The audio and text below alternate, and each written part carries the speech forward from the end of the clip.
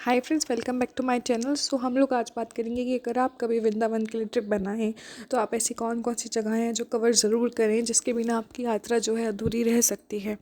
तो चलिए फ्रेंड्स शुरू करते हैं। राधे राधे। सो फ्रेंड्स, पहली बात तो ये कि वृंदावन में ही हमारे 5,000 कुल मिलाकर मंदिर हैं। सो एटलीस्ट अगर आप प्लान बनाएं तो कभी 3 दिन का तो एटलीस्ट बनाएं ही बनाएं। बाकी अगर आप एक दिन का भी करते हैं तो आप अपनी प्रेफरेंसेस के अकॉर्डिंग अपना तय कर सकते हैं कि आपको क्या करना है।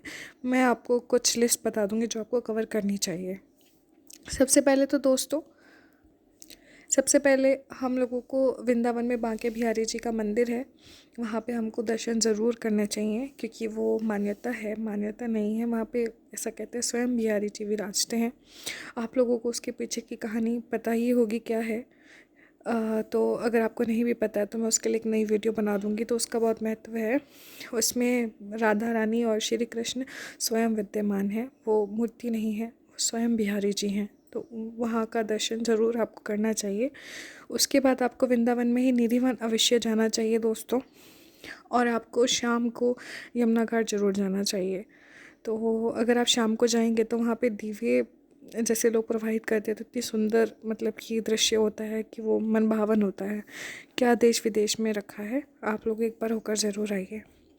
फिर उसके बाद आप दूसरे दिन वृंदावन की ये चीज़ें कवर करने के बाद दूसरे दिन आप लोग गोकुल, बरसाना, नंदगांव कोई सा भी रूट चूज़ कर सकते हैं। बरसाना और नंदगांव हमारा एक ही रूट पे पड़ता है, और गोकुल और रमन एक ही ट्रिप रूट पे पड़ता है। आपकी मर्ज़ी है कि आपको नंदगांव और बरसाना और गोकुल रमादेवी एक ही दिन में कवर करना है कि अलग अलग दिन में कवर करना है।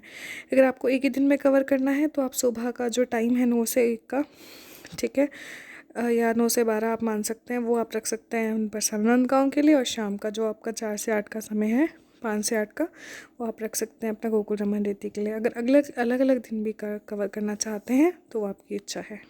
तो आप लोग कोई भी ऑटो बुक कर सकते हैं। अगर आप अपनी सवारी पर हैं तो आप उसमें जा सकते हैं। तो बरसाना में श्री जी का महल है, आपको स्वयं पता है। और नंदगांव में नंजी, जहाँ पर जिस पहाड़ी पर छुपाकर, जहाँ पे उस पहाड़ी को वो था, वरदान था कि वहाँ पे कोई भी दैत्य राक्षस एंटर नहीं कर सकता है, वहाँ पे श्री कृष्ण को रखा गया था छुपाकर बहुत समय तक।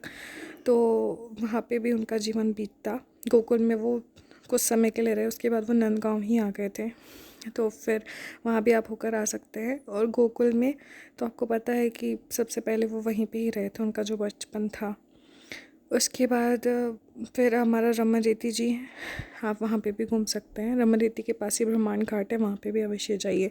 तो और दोस्तों, आप लोग मथुरा जी में भी ज़रूर जाइए, जहाँ पे श्री कृष्ण की जन्मभूमि है, जहाँ पे श्री कृष्ण का जन्म हुआ था। तो वहाँ पर एक बहुत ही सुंदर और भव्य टेम्पल है, उसके अंदर हमारी मतलब कि वो कारागार है जहाँ पे श्री कृष्ण का जन्म स्थल है, जहाँ पे श्री कृष्ण जी ने जन्म लिया था। और एक वहाँ पे टेम्पल और है, द्वारिकाधीश टेम्पल, जहाँ पे श्री कृष्ण का स्वागत और मतलब कि सारी प्रक्रिया एक राजा की तरह होती है, ढोल नगाड़े से उनका स्वागत होता है। वहाँ पे अगर आप श्री कृष्ण के भक्त हैं तो आपको आनंद आ जाएगा जब वो ढोल नगाड़े के साथ उनका उनका मान सम्मान होता है।